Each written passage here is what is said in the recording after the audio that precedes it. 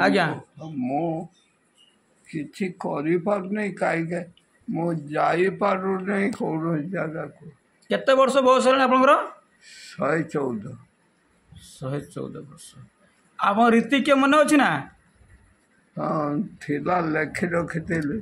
रामचंद्र साहू बोधे हाँ रामचंद्र साहू हाँ रामचंद्र से कागज जेटा देइथिले बुताको हाँ ताको सिलाई कर देइछि गोटे बही सिलाई कर देइछि आज आचार्य देव पठे बोले आम आसीचु सत्संग जो आचार्य देव जन अच्छा जानते तो हाँ से आचार्य देव पठे आपण पाखक अच्छा पैसा किसी दवा कथा ना पैसा आम आसीना हाँ आम आसीचु आपन को भेटियापाई आपण केमिति अछंती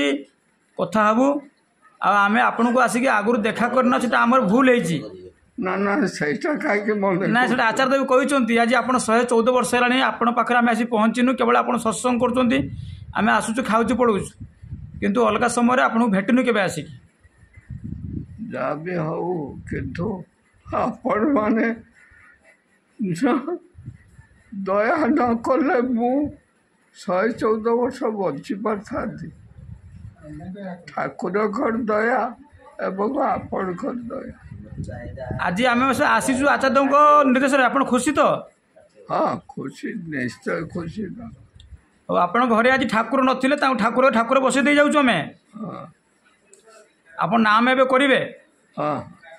हो जय गुरु कहते जय गुरु हाँ जय गुरु जाऊँगी